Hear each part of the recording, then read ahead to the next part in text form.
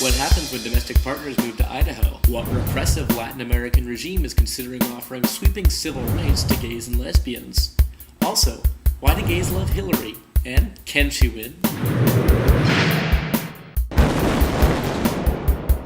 Hi, I'm Jaffe Grant, and this is Flaming Politics here on Logo.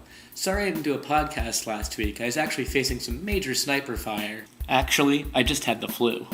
And of course I did what anyone does when they get really sick, which is spend their time poring over statistics and polls to figure out the future of the 2008 presidential election. If you want spoilers, stick around, but first, here are the headlines you need to know this week. She's bringing new meaning to the term daughter of the revolution. Mariela Castro, daughter of Raul Castro, president of Cuba, is set to introduce a sweeping civil rights bill for gays and lesbians to the Cuban National Assembly later this year. The bill would recognize same-sex marriage, as well as recognizing inheritance rights and allowing transgender people to have their IDs changed to reflect their chosen gender. When asked about our country's history of intolerance towards gays and lesbians, a history that includes imprisoning them, Castro said, "What I see now is that both Cuban society and the government have realized that these were mistakes. There is also a desire to take initiatives which would prevent such things happening again." The largest gift ever made to a gay organization in the United States was made this week to the Pride Foundation, an LGBT organization in the Northwest. Former Microsoft employee Rick Weiland donated over $65 million to the organization, as well as other LGBT organizations. In fact, as reported in the San Francisco Chronicle, Weiland's gift represents a growing trend for older LGBT people to give estate gifts to gay organizations. Robert Ryan and Ralph Martinelli might have registered as domestic partners in New Jersey, but after they moved to Idaho, Ryan's company, Konica Minolta, dropped their domestic partner insurance. The reason is that Idaho has a constitutional amendment banning gay marriage, and the company used it as an excuse to drop their insurance. The ACLU got in touch with Konica Minolta to try to get them to do the right thing, but the homophobic company decided it wasn't going to bother. It gets better, and by better, I mean so much worse. Ryan's a 9/11 survivor and escaped the North Tower on the day of the attacks. And now for the big story.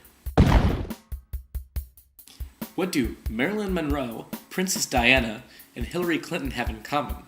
Hounded by a media obsessed with their personal lives. Far more intelligent than they're given credit for. Icons of Elton John? If you guessed all of the above, you win.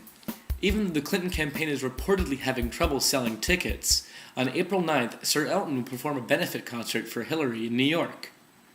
I wonder what that'll be like.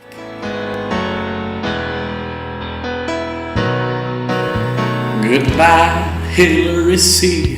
Though you tried to win, you're gonna lose the popular vote, the delegate vote, and you won't be praised. I really should never sing at all. Ever. Now, I know us gays love us some Hillary, although a lot of that love seems to come from the same embattled women's melodrama place that our love of Judy Garland and, say, Joan Crawford comes from. And the truth is, that's always come off to me as a touch misogynistic. But the truth is, Hillary isn't going to win this nomination.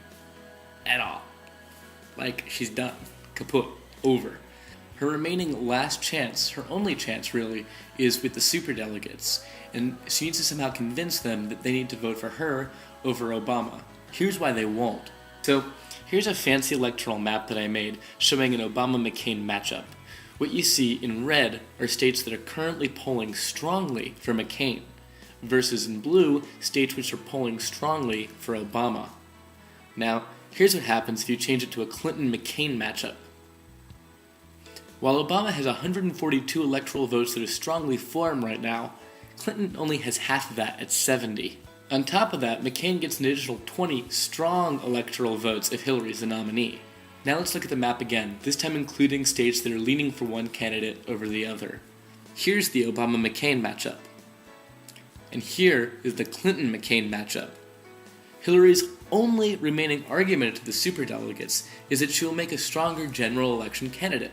But the data here disagrees with her. What's really interesting is that McCain has a lot more support when Hillary is the nominee. Now, right now, based on the polling, McCain actually wins, regardless of which Democrat you have.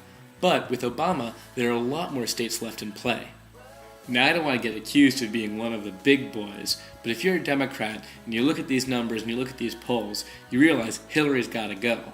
Now, this isn't because she hurts Obama, and this is a big sort of argument, is that, oh, she's going to hurt Obama in the long run. And she's not. In fact, if you look at the Gallup poll over the last week, Obama is now holding a statistically significant lead over her, about 10 points, give or take.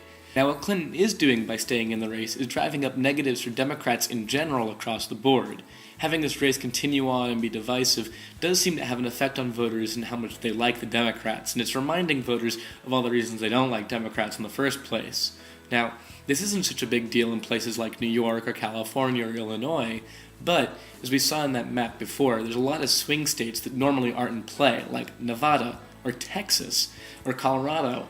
And for those places, this continuing race actually is damaging for the long-term general election.